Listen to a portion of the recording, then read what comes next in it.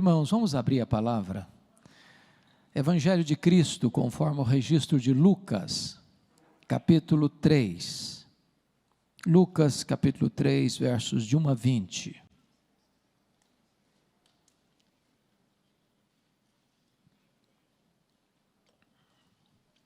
Lido o texto, eu estou usando a versão ARA.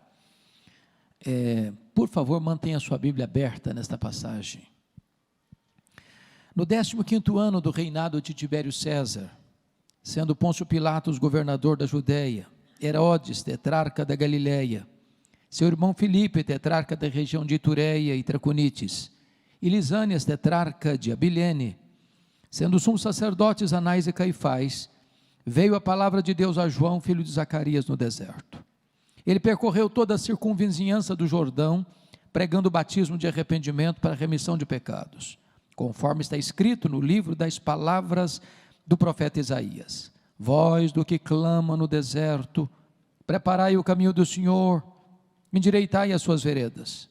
Todo o vale será aterrado e nivelados todos os montes e outeiros. Os caminhos tortuosos serão retificados e os escabrosos aplanados, e toda a carne verá a salvação de Deus.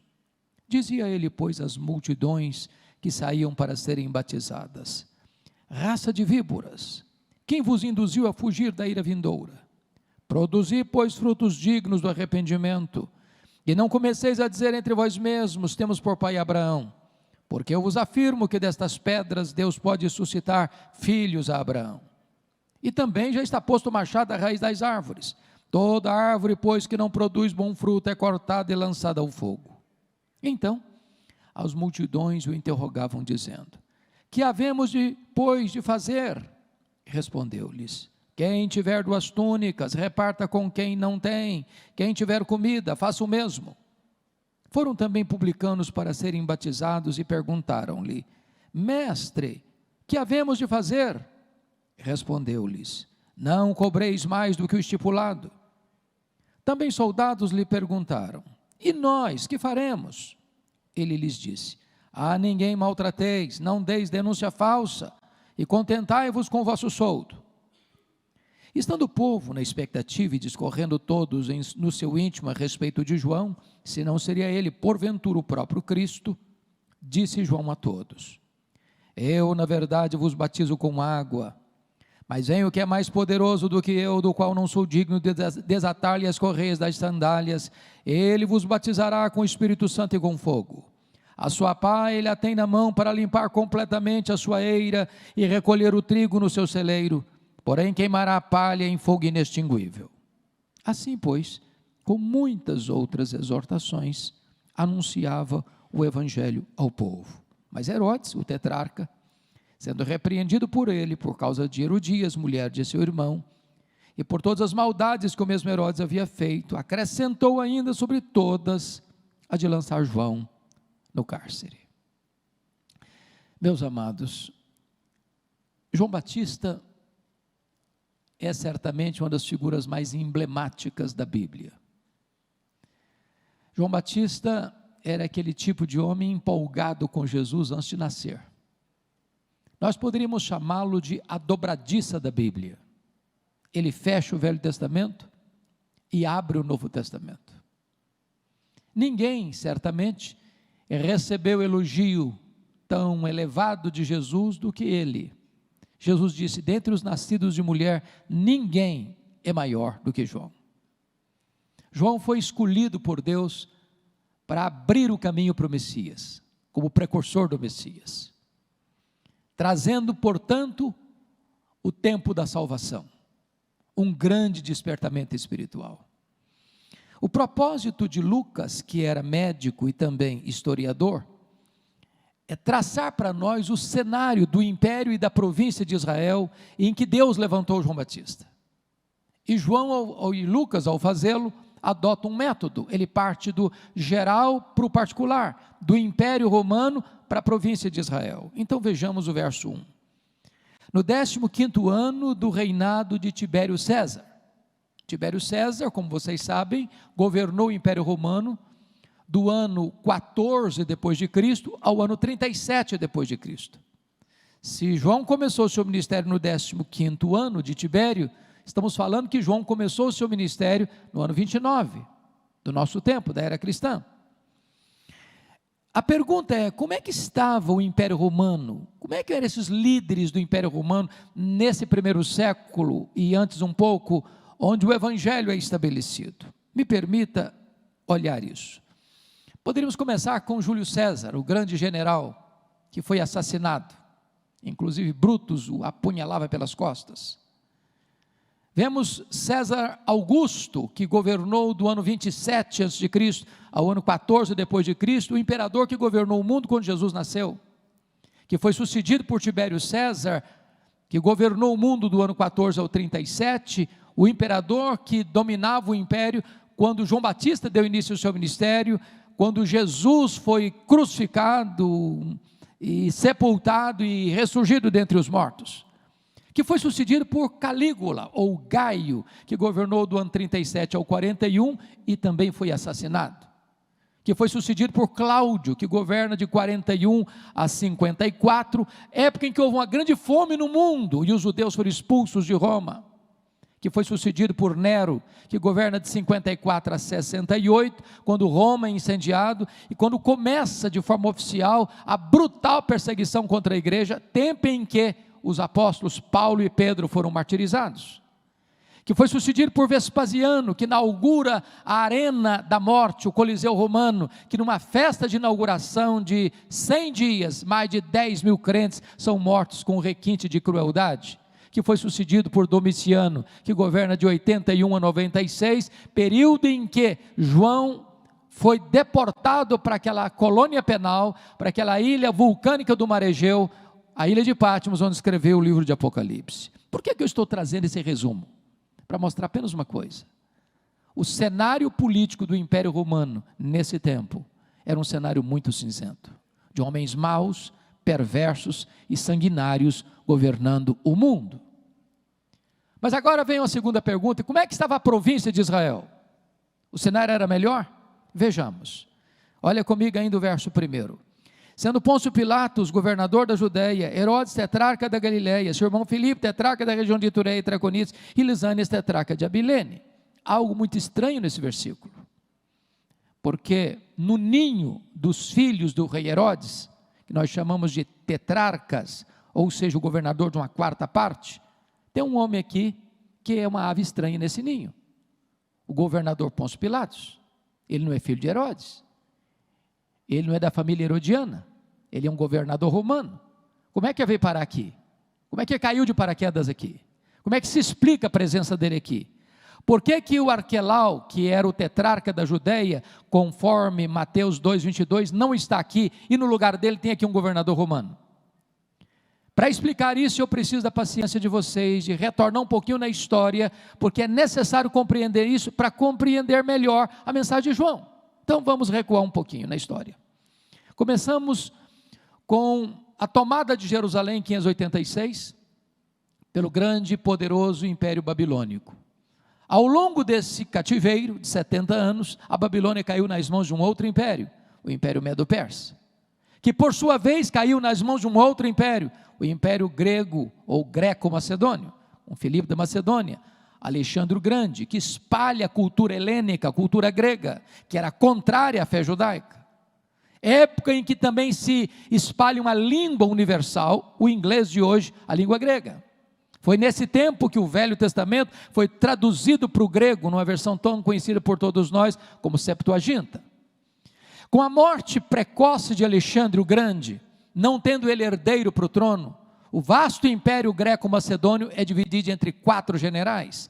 Israel ficou ora sob o controle dos Ptolomeus egípcios, ora sob o controle dos Seleucidas da Síria. Quando Antíoco IV governava, um Seleucida da Síria, o templo de Jerusalém foi profanado. Uma porca foi sacrificada no altar do templo. E naquela época, o sumo sacerdote Judas Macabeus com seu filho Matatias Macabeu, ou melhor, Matatias Macabeu com seu filho Judas Macabeu, não suportando essa profanação, declaram guerra contra Antíoco e ganham essa guerra, libertando Israel do domínio estrangeiro, formando em Israel um governo asmoneu. Entretanto, No ano 63 a.C., Pompeu conquista Israel e agrega Israel ao vasto e poderoso Império Romano. Ele naquela época nomeia Antípater como rei sobre todo o território de Israel. Com a morte de Antípater, fica mais fácil entender agora, o seu filho, que nós chamamos de Herodes, ou Herodes o Grande, assume o governo. O Novo Testamento fala de 4 Herodes. Herodes o Grande, aquele que mandou matar as crianças de Belém. Herodes Antipas, esse que está aqui no verso 1, tetrarca da Galileia. Herodes Agripa I, aquele que mandou matar Tiago, lá em Jerusalém. Ele era chamado de rei, e não era governo de uma quarta parte não. Ele ajudou Calígula a ser imperador. Com a morte de Calígula, ele ajudou Cláudio a ser imperador. Ele ganha o título de rei de Israel como seu avô, Herodes I. E depois Herodes Agripa II, em Atos 26, aquele que disse para Paulo em Cesareia: por pouco me persuades a me fazer um cristão. A pergunta é, quem é esse Herodes o Grande? Pai desse time aqui do versículo 1. Ele era um grande empreendedor. Tudo que tinha grande em Israel foi ele que fez. Por exemplo, foi ele que ampliou e embelezou o templo de Jerusalém, tornando-o tão magnificente como o templo de Salomão. Foi ele quem construiu o porto de Cesareia, abrindo o comércio para o mundo e facilitando as viagens missionárias. Foi ele quem construiu a fortaleza de Massada, às margens do Mar Morto, para onde fugiram mais de 1000 judeus, quando Jerusalém foi tomada no ano 70. Porém, esse homem era um homem muito desconfiado e muito truculento. Para vocês terem uma ideia, logo que ele assumiu o governo, ele mandou matar mais da metade do sinédrio judaico, que era composto de 71 membros, o sumo sacerdote, sempre o presidente do sinédrio, para dizer, aqui quem manda sou eu. Ele casou-se 9 vezes, mas a sua chamada esposa preferida, Mariana, era da nobreza. Logo que ele se casa, a sua sogra Alexandra pede para ele nomear um menino de 17 anos, Aristóbulo, como sumo sacerdote. A religião já estava corrompida, ele nomeou Aristóbulo, o menino foi muito bem na sua função, ele com ciúmes do menino mandou matá-lo. A sogra, com medo dele, foge para o Egito, para as sombras de Cleópatra, e ele manda os seus emissários no Egito e mata a sua sogra no Egito. Quando ele faz isso, o imperador César Augusto convoca Roma para lhe dar uma descompostura, dizendo assim, é melhor ser filho de um porco que ser filho de Herodes. Antes de viajar para Roma, com medo de Mariana conspirar contra ele, porque a família dela estava sendo assassinada por ele, não titubeou, matou a mulher antes de viajar, a esposa preferida. Quando ele retorna de Roma, ele manda 2 dos seus filhos estudarem em Roma, e Salomé, sua irmã, disse assim para ele, quando os seus filhos voltarem, eles estarão mais aptos para governar do que você. Ele não titubeou, matou os 2 filhos. Quando ele estava na estância mineral de Jericó, que ele mesmo fizera como seu lugar de férias no inverno, ele fez a sua irmã Salomé jurar para ele, no dia que eu morrer, você me promete que vai matar pelo menos um membro de cada família nobre de Jerusalém, porque eu quero ter sangue e lágrimas no meu funeral. Bom, por que eu estou lhes contando isso? Primeiro, porque isso me ajuda a entender um texto da Bíblia que eu passei muitos anos sem entender. Mateus capítulo 2. Eu nunca entendi esse texto. Quando diz que os magos vieram do Oriente e chegaram em Jerusalém e fizeram uma pergunta: onde está o recém-nascido rei dos judeus?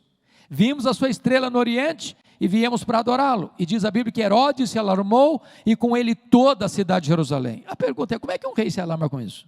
Uma pergunta dessa. Como é que uma cidade toda ele tem pânico só com uma pergunta dessa?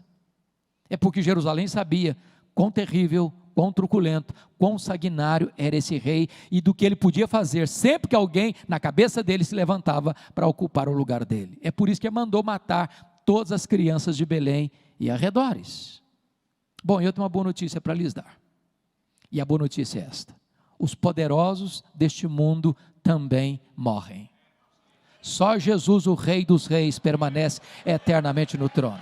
Todos os outros serão apiados do poder. Com a morte de Herodes, então o que acontece? Todo o território de Israel é dividido em 4 partes, chamado de tetrarquias. O ponto é que Lucas omite o nome do primeiro tetrarca, que é o tetrarca da Judeia. Lá em Mateus 2:22 diz que ele é Arquelau. E por que ele não está aqui?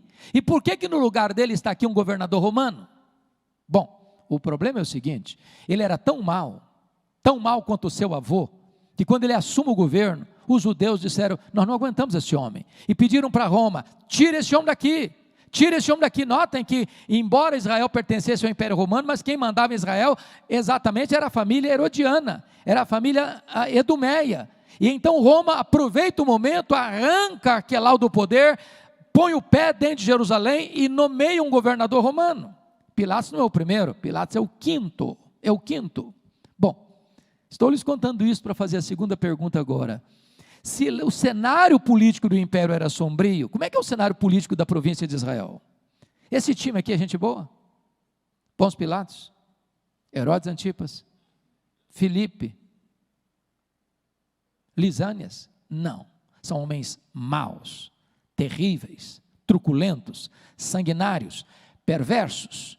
Ou seja, se o cenário político do império e da província eram muito ruins quando Deus levantou João Batista, talvez você faça outra pergunta. Bom, quem sabe a religião, a igreja, vai ser o porto seguro, vai ser o ponto de esperança das pessoas. Mas a pergunta é: como é que estava a igreja? Como é que estava a religião? Olha o versículo 2: sendo sumos sacerdotes, Anás e Caifás. O que está estranho aí? Só tinha um sumo sacerdote, aqui tem dois. A religião já estava corrompida. Para vocês terem uma ideia, do ano 14 ao ano 28 depois de Cristo, 28 pessoas ocuparam esse cargo, que era o cargo mais importante da religião judaica. Sumo sacerdote, era comprado a peso de ouro esse cargo.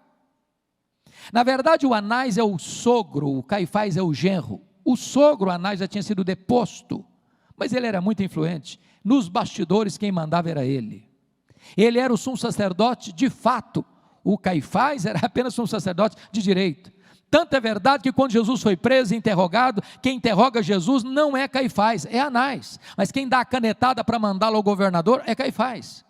Em outras palavras, o cenário político do império, da província e a religião estão corrompidos. Está tudo errado. E você pergunta: meu Deus, tem esperança num cenário desse? Agora você olha para o mundo hoje, numa agenda claramente posta contra os valores do reino de Deus, e você pergunta: tem esperança? Você olha para o Brasil, com a agenda completamente contrária à agenda cristã, dos valores judaicos cristãos, que foram pilares da sociedade, e você pergunta: meu Deus, tem esperança? E quando você acha que o cenário está todo cinzento, Deus é poderoso para entrar na história, para mudar o placar do jogo, para virar a mesa da história e criar um fato novo. Porque é nesse conjuntura que diz que veio a palavra de Deus a João, filho de Zacarias, no deserto. Meus amados irmãos, Deus pode fazer algo extraordinário, apesar do cenário cinzento em que vivemos hoje. A palavra de Deus é um homem estranho, num lugar estranho, usando roupa estranha, se alimentando de comida estranha. Mas isso não importa, porque não é o lugar que faz o homem, é o homem quem faz o lugar. Onde a palavra de Deus vem, meus irmãos, aí as multidões se ajuntam. Não importa se numa grande metrópole, não importa se numa cidade do interior, não importa se numa região rural, não importa se numa grande catedral, não importa se num barraquinho pequeno, não importa se num deserto ou debaixo de uma árvore, onde a palavra de Deus vem, as multidões vão juntar-se para ouvir a palavra de Deus.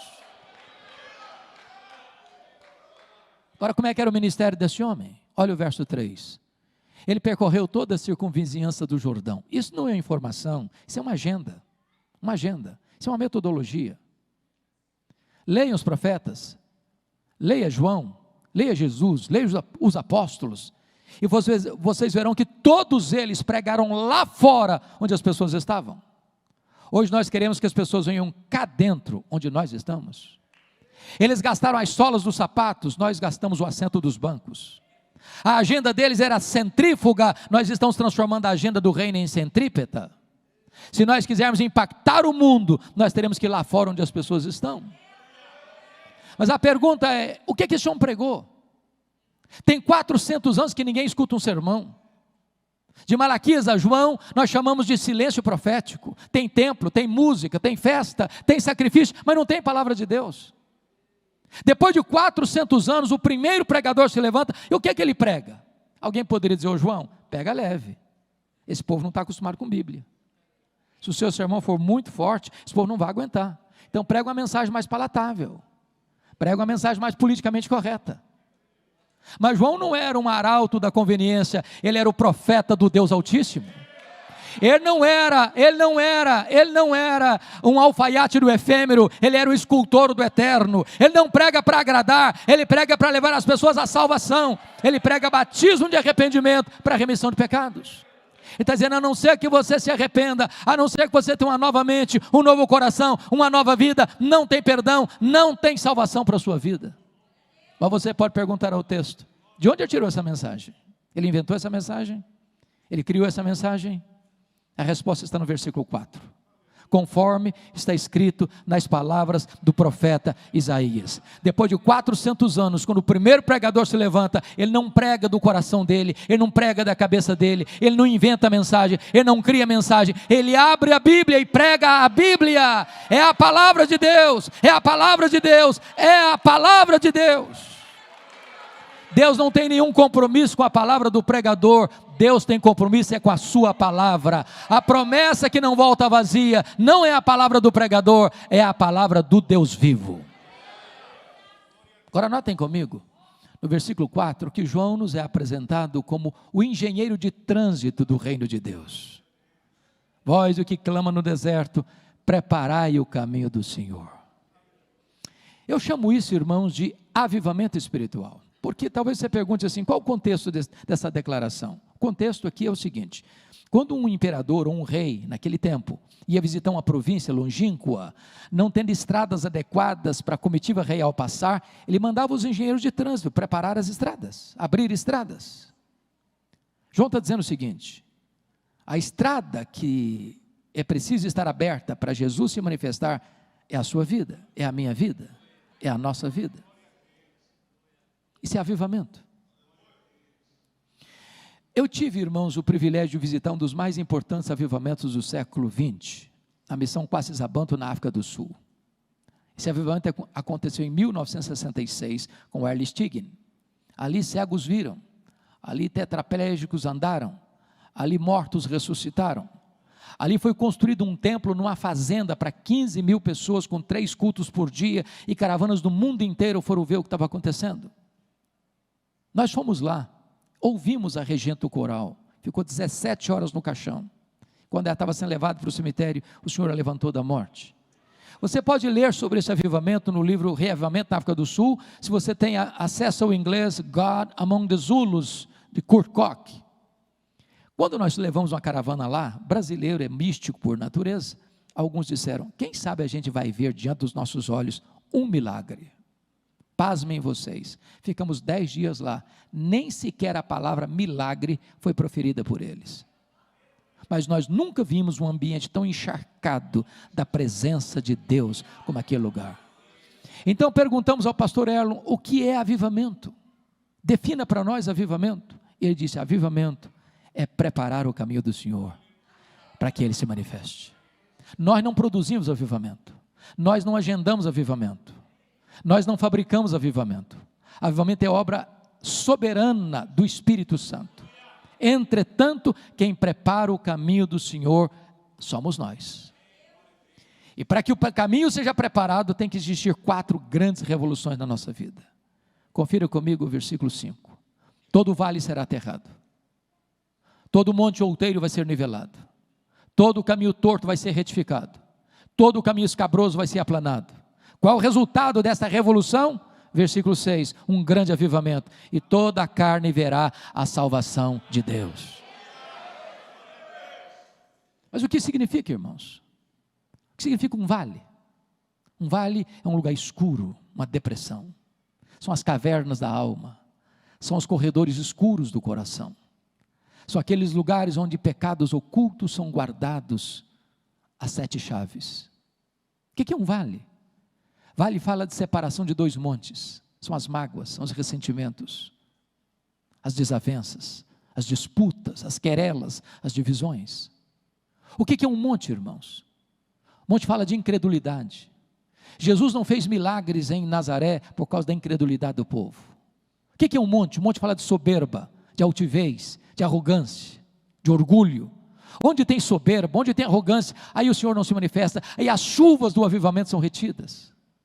O que é um caminho torto? É vida dupla, é hipocrisia, é falar uma coisa e ser outra, é ter um divórcio entre a fé e a prática. Onde tem divórcio, onde tem vida com Deus, se fala uma coisa e se vive outra, aí o avivamento não chega. O que é um caminho escabroso? É um caminho fora do lugar. O que está fora do lugar na sua vida? Todas essas áreas precisam ser colocadas na presença de Deus, de acordo com a vontade de Deus, e o resultado dessa grande reforma espiritual é um poderoso reavivamento espiritual.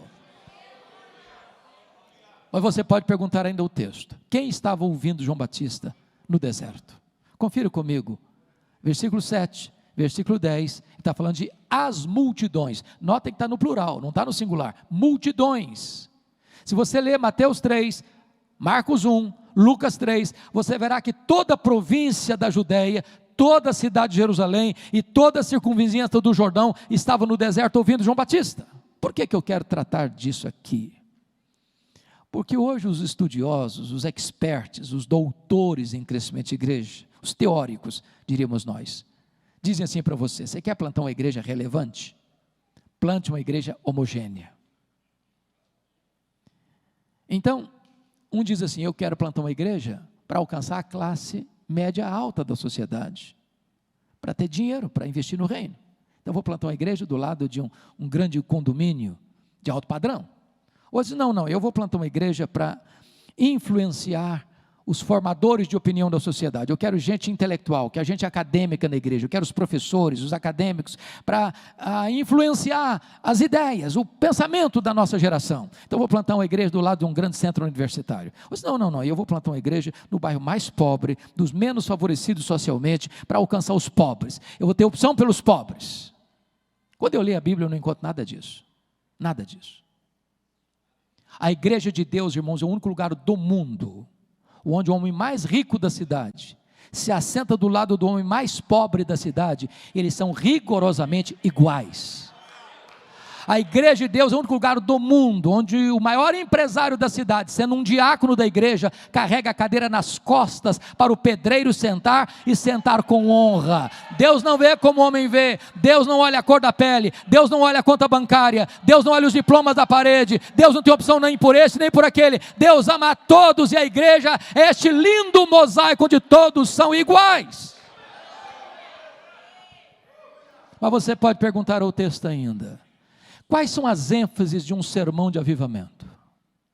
Quais são as ênfases de João nessa pregação sobre o avivamento? Vejamos. Em primeiro lugar, João alerta sobre o perigo mortal da hipocrisia.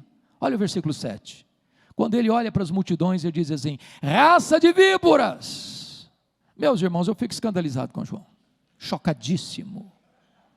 Tem 400 anos que ninguém prega. E o cara trata o auditório dele com essa deselegância. É muita agressividade. É muito duro. Se nós formos subir ao púlpito nas igrejas que Deus nos deu o privilégio de pastorear e chamarmos o auditório de raça de víboras, vamos ficar sozinhos. Por que está fazendo isso? Me permita dizer isso: você só consegue entender Lucas 3,7 à luz de Mateus 3,7. E o que está lá que não está aqui? Está lá o seguinte: que quando João olha as multidões, ele vê muitos fariseus e muitos saduceus vindo, então ele diz: raça de víboras. Quando você lê a Bíblia, você não sente uma espécie de urticária quando começa a falar dos fariseus, não? Pensa num time complicado, que via com lupa procurando o pecado dos outros, mas não enxergava os seus próprios pecados. Jesus os chamou de sepulcros caiados, bonitinhos por fora, podres por dentro. Agora preste atenção numa coisa: os fariseus não foram sempre assim, não. Quando eles surgiram? Por que eles surgiram? Eles surgiram exatamente para fazer resistência à cultura helênica, à cultura grega. Eles surgiram como um grupo de reforma e reavivamento espiritual. Eles surgiram para defender a ortodoxia e a piedade, mas com o tempo eles se perderam, mantiveram a forma, mas perderam a essência, tornaram-se hipócritas. E esse time está lá escutando João Batista. O Quem eram os saduceus?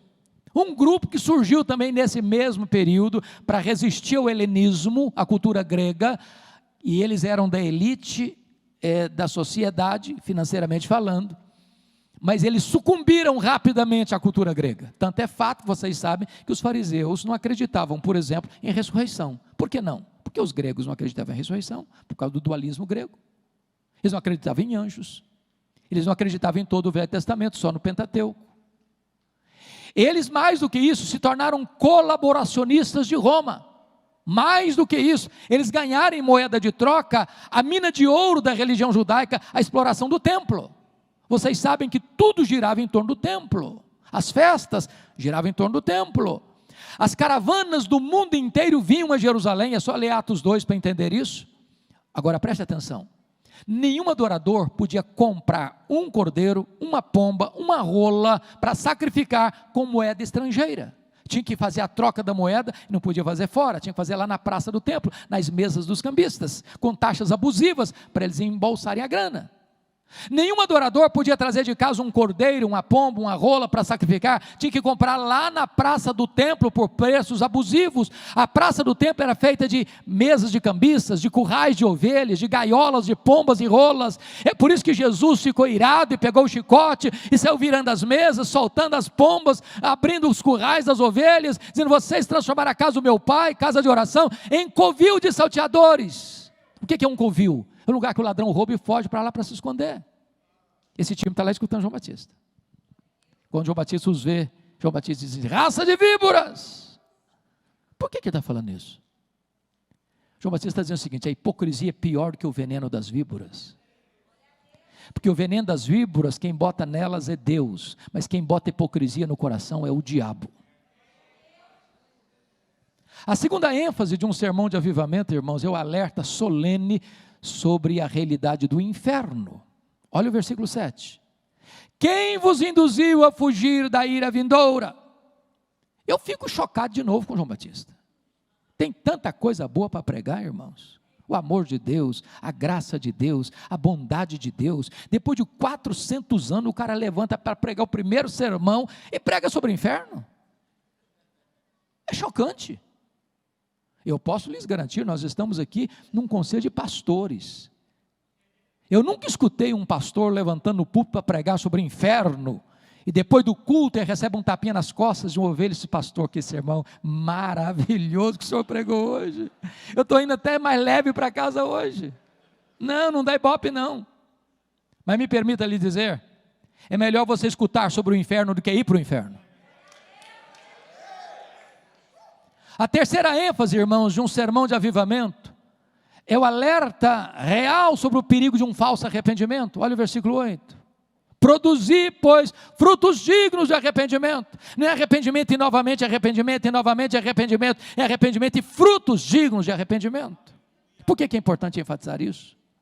Porque aqui no Brasil, tem florescido muito perto de nós uma falsa teologia, chamada de hipergraça, supergraça, que não passa de desgraça, porque justifica o pecado e não o pecador, que diz para as pessoas assim: venha como você está e permaneça como você quiser, aqui ninguém vai mexer com você, aqui você pode fazer suas escolhas e ninguém vai interferir nas suas escolhas. Nós somos uma igreja inclusiva, aqui vale tudo. Isso não é evangelho. O evangelho transforma a vida, o evangelho transforma o caráter, o evangelho transforma o casamento, o evangelho transforma a família, o evangelho transforma a igreja, o evangelho transforma a política, o evangelho transforma a economia, o evangelho transforma o comércio, o evangelho transforma as transações comerciais, o evangelho transforma.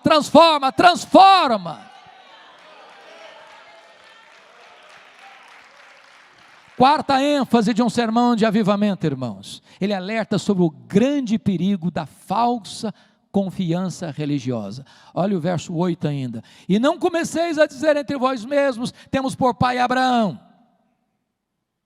Sabe o que está acontecendo aqui? O auditório está dando carteirada no pregador. Eles estão dizendo: alto lá, João, você sabe com quem você está falando? Nós temos pedigree, nós somos filhos de Abraão, corre em nossas veias o sangue de Abraão. Pega leve conosco. Agora preste atenção numa coisa. Os verdadeiros filhos de Abraão não são aqueles que têm o sangue de Abraão correndo em suas veias, mas são aqueles que têm a fé de Abraão habitando em seu coração. Nas minhas andanças pelo Brasil afora, eu gosto de perguntar às pessoas algumas coisas. Às vezes eu pergunto assim: meu irmão, você está firme em Jesus? Mas é claro, pastor, eu sou presbiteriano desde o berço, sou batistão convicto, sou assembleiano desde as outras gerações. Às vezes a pessoa mais sofisticada diz: você está seguro, irmão? Claro, pastor, eu sou um calvinista convicto. Outro: não, eu sou um arminiano seguro. Meu irmão, você pode ser presbiteriano, batista, assembleiano, metodista, luterano, o que você quiser ser. Você pode ser calvinista, você pode ser arminiano, mas quem salva você é Jesus. Quem leva você para o céu é Jesus. Quem dá segurança de vida eterna para você é Jesus. É só Jesus. Põe a sua confiança nele, e só nele. Mas em quinto lugar, irmãos, o sermão de avivamento traz um alerta sobre uma vida, o perigo de uma vida infrutífera. Olha o versículo 9: o machado já está posto à raiz das árvores, quem não produzir fruto é cortado e lançado ao fogo. Você quer saber se o cara é crente mesmo?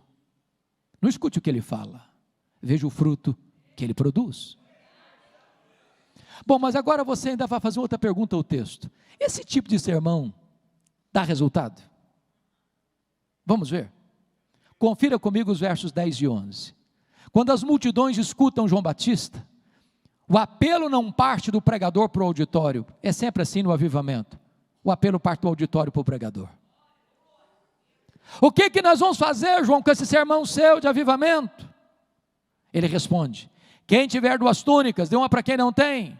Quem tiver comida, faça o mesmo. Você quer saber se o cara é crente mesmo?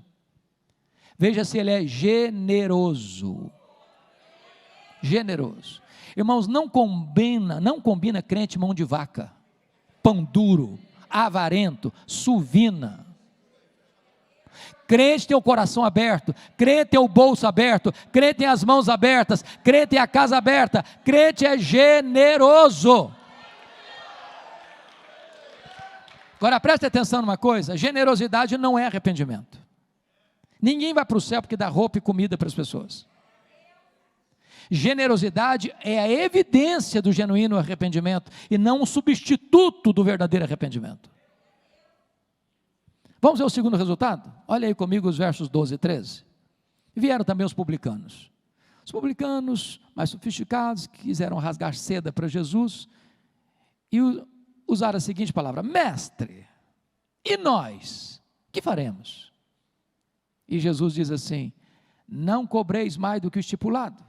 Eu estou falando agora da Receita Federal, estou falando do leão, está de olho em você, conhece mais da sua vida do que você mesmo. Naquela época Roma não tinha todos os aparatos que se tem hoje para recolher tributos e impostos. O que Roma fazia? Roma dava uma concessão para alguém recolher os impostos numa determinada região, com compromisso de repassar para os cofres de Roma o valor devido, mas Roma não estava nem aí se essa pessoa cobrasse muito mais e embolsasse o resto. Por isso os publicanos eram tão odiados. Pois bem, esse time está lá escutando João Batista. E nós, João, fazer o quê? Não cobreis mais do que o estipulado. Você quer saber se o cara é crente mesmo? Veja se ele não passa a perna nos outros. Veja se ele é honesto nos seus negócios. Veja se ele é íntegro nos seus compromissos financeiros. Veja se ele não usa expedientes escusos, ilegítimos e imorais para ganhar dinheiro de forma ilegal. Veja se a sua riqueza foi honestamente adquirida.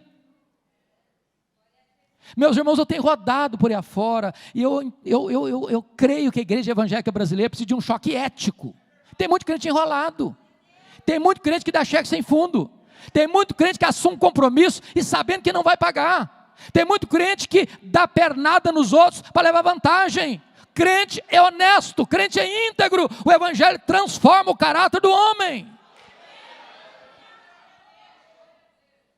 Vamos ver a terceira reação? Versículo 14. Lá estão os soldados. Imagine você, soldados romanos, num território ocupado. E eles estão lá escutando João Batista. E perguntam: e nós? Vamos fazer o que com esse sermão seu? A ninguém maltrateis. Não deis denúncia falsa. contentai-vos com o vosso soldo, com o vosso salário. O que João está dizendo? Meus irmãos, qualquer pessoa, seja um líder militar, ou civil, ou eclesiástico, quando ele está no seu posto de liderança, ele tem que tomar muito cuidado para não exorbitar no exercício dessa liderança. Às vezes a pessoa se enche de vaidade e começa a olhar os outros de tamanco alto, de cima para baixo, e esmaga pessoas, machuca pessoas que estão debaixo da sua liderança. Não use da sua liderança para humilhar ninguém. Não deis denúncia falsa. O que é isso? Notem, os soldados estavam mancomunados com os cobradores de impostos para ganhar propina. Então, me permita ilustrar. Me permita ilustrar isso. Como é que é o seu nome, filho? Você que está com palito azul? Marcos. Vou pegar o Marcos para ilustrar. O publicano, cobrador de imposto, chegava na casa do Marcos, dizia: "Ô Marcos, eu vim avisar você que esse ano o seu imposto vai ser tanto." O Marcos dava um suspiro de desespero e disse: "Meu Deus, eu não posso pagar isso tudo. Se eu for pagar esse tanto de imposto esse ano, a minha família vai passar necessidade." "Ô Marcos, esse tanto mesmo." Não discutia não, ia embora. Entrava o soldado: "Ô Marcos, eu vim dizer para você que o imposto vai pagar este ano é tanto. Eu não posso pagar isso tudo. Ou você paga, ou eu te denuncio." Ser denunciado por um soldado romano era botar a cabeça a prêmio. Parte dessa grana ia para o bolso do soldado. João Batista disse: "Contente com o seu salário." Você quer saber se o cara é crente mesmo? Esse não oprime as pessoas para levar vantagem. Você não faz jogo de bastidor para oprimir as pessoas para ganhar propina. Se ele é honesto na maneira dele ganhar o seu dinheiro. Você não faz falcatrua para engordar o seu orçamento. Irmãos, eu sei que essas coisas não acontecem mais hoje, mas nunca é demais a gente alertar. O Evangelho transforma. O que é que João está pregando? Olha o versículo 18, ele está pregando o Evangelho. O Evangelho. Bom, deixa eu terminar falando 3 coisas do pregador. Primeira coisa do pregador é consciência da sua verdadeira identidade. Olha o verso 15 e o verso 16 comigo, por gentileza.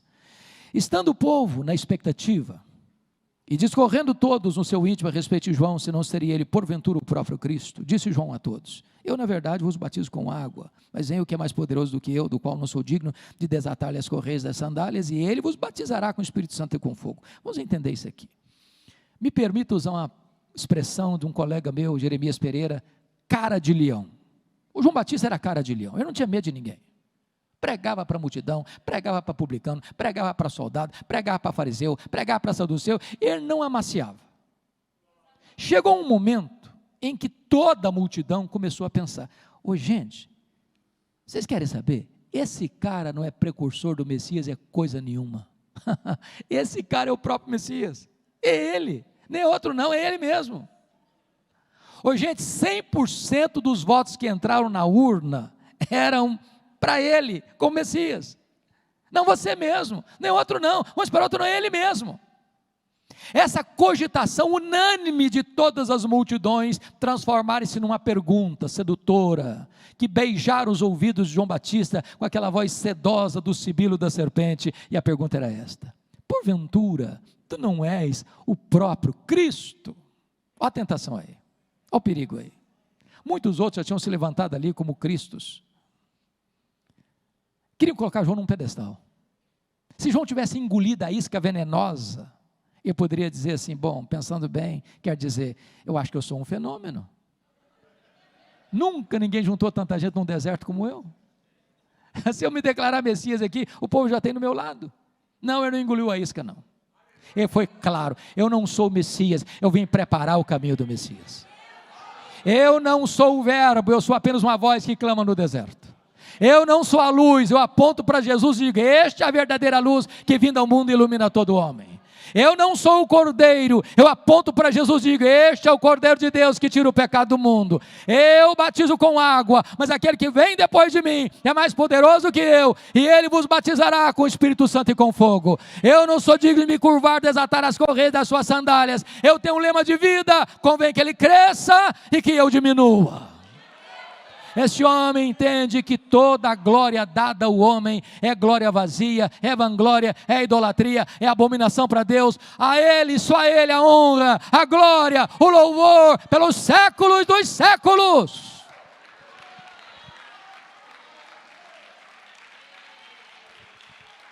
A segunda coisa, irmãos, que é digno de destaque na vida do pregador é que tem consciência da sua total limitação. Eu estou aqui diante de pastores com longos anos de ministério e com resultados tão bonitos e frutíferos para o reino de Deus, louvado seja o Senhor por isso. Entretanto, todos nós, temos que ter plena consciência de que nós somos rigorosamente limitados. Nós somos vasos de barro. Nós pregadores só podemos falar aos ouvidos. Só o Espírito Santo pode falar ao coração. Não importa que tipo de batismo um pregador ou um pastor usa, se por imersão, se por efusão, se por aspersão, nós só conseguimos lidar com o símbolo, com a água. Só Jesus tem o poder de batizar com o Espírito Santo e com fogo. Nós podemos pegar os elementos da ceia, partir o pão e distribuir o vinho, mas só Jesus, só o Espírito Santo, só Deus pode tornar isso eficaz no coração das pessoas. Nós somos rigorosamente limitados. Então baixa a bola, baixa a bola, baixa a bola. Finalmente, terceiro e último lugar, o pregador é corajoso. Muito corajoso. Olha comigo o verso 19 e 20, por favor. Está escrito o seguinte: mas Herodes, o tetrarca, sendo repreendido por ele por causa de Herodias, mulher de seu irmão, e por todas as maldades que o mesmo Herodes havia feito, acrescentou ainda sobre todas a de lançar João no cárcere. Vamos entender isso aqui. Eu disse para vocês lá atrás que Herodes, o grande, o pai desse aqui, tinha se casado 9 vezes, formando o que nós chamamos hoje de uma família disfuncional. Dos muitos filhos que Herodes teve, 4 tiveram poder político, foram tetrarcas: Arquelau, tetrarca da Judeia; Herodes Antipas, tetrarca da Galileia; Filipe, tetrarca de Itureia e Traconites; e Lisânias, tetrarca de Abilene. Mas ele teve outros filhos que não tiveram poder político, dentre eles Filipe. Esse Filipe aqui do versículo 1 é o Filipe II. O Filipe I morava em Roma. Um dia, Herodes Antipas, tetrarca da Galileia, vai a Roma, visita o seu irmão e se engraça com a sua cunhada, a Herodias. A Herodias era filha de Aristóbulo, que também era filho de Herodes. Portanto, Herodias não era apenas cunhada de Herodes Antipas, não. Ela era também sobrinha dele. Portanto, o pecado dele não foi só de adultério, foi também de incesto. Herodes Antipas era casado com a filha do rei Aretas, dos nabateus lá de Petra. Então Herodias disse assim para ele: se você bem prometer de divorciar-se da sua mulher, a filha do rei Aretas, eu largo o seu irmão e vou com você para Galileia, você é sua mulher. Herodes aceitou, topou a parada. Agora pense na cena comigo. Um dia, ele desembarca na Galileia com Herodias, sua cunhada, sua sobrinha, a tiracolo. O João Batista, que era cara de leão, não tinha medo de ninguém, botou o dedo na cara dele e disse: não te é lícito possuir a mulher do teu irmão. João Batista sabia que estava mexendo num vespeiro, num ninho de cobras. Foi odiado por isso. Aliás, foi preso por isso. Preso aonde? Na masmorra de Maquerós. Onde fica Maquerós? Do lado do Mar Morto, 45 a 50 graus todo dia, um lugar insuportável. O maior homem dentre os nascidos de mulher está preso por pregar a verdade. O Herodes até gostava de ouvi-lo, sabia? O temia, inclusive. De vez em quando ele dava uma escapadela para escutar o João Batista. Sabe o que João Batista falava com ele? Juízo final. E o cara saia mais desesperado ainda. Um dia, teve uma festa de aniversário do Herodes. Ele convidou os seus amigos. E naquela festa já estavam todos chapados, todos bêbados. A filha de Herodias dançou com muita desenvoltura diante dele. Ele fez uma promessa inconsequente para a menina, falou: você pode pedir o que você quiser. A menina, tão esperta ou tão maligna quanto a mãe, perguntou: mãe, o que é que eu peço? Herodias disse: peça a cabeça de João Batista, numa bandeja. Aí o carrasco sai da Galileia, vai lá no Mar Morto, tira João Batista da prisão, bota a cabeça dele num cepo e tosa a cabeça dele. E a cabeça ensanguentada entra naquela festa desesperadora, corrupta e maligna, como um bolo macabro. E você sai contorcendo o nariz, chocado, perplexo. Meu Deus, que tragédia, que fim inglório deste homem. Mas João Batista não pensava assim. João Batista entendia que era melhor você ser preso com a consciência livre do que você estar livre com a consciência presa. João Batista entendia que é melhor você perder a cabeça com honra do que permanecer vivo com desonra. O que importa para um homem, meus irmãos, não é como ele morre, mas é como ele ressuscita. Eu não sei se vocês concordam comigo. Nós estamos entrando num funil da história.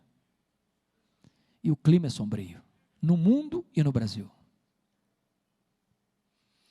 Me parece que a igreja enfrentará tempos difíceis. Vou lhes dizer algo: hoje não tem mais espaço para crentes covardes. É preciso se posicionar. Agora eu posso lhes garantir uma coisa: ainda que o sofrimento venha, e o pior deles, o céu indenizará todo o sofrimento, porque a nossa leve e momentânea tribulação produzirá para nós eterno peso de glória acima de toda a comparação. Eu pergunto a vocês hoje: que pai, que mãe tem coragem de botar o nome num filho de Herodes? Só um louco, um desavisado. Mas João Batista, mesmo depois de degolado, ainda fala, ainda inspira, ainda motiva. E a minha oração nesta manhã, no começo dessa tarde, é que a vida de João, o ministério de João, desafie você, encoraje você, desperte você, para que você se levante, como um crente maiúsculo, viril, corajoso, por entender uma verdade gloriosa: se vivemos, para o Senhor vivemos; se morremos, para o Senhor morremos. Quer pois vivamos, quer pois morramos, nós somos do Senhor. Que o Senhor seja exaltado nesta hora.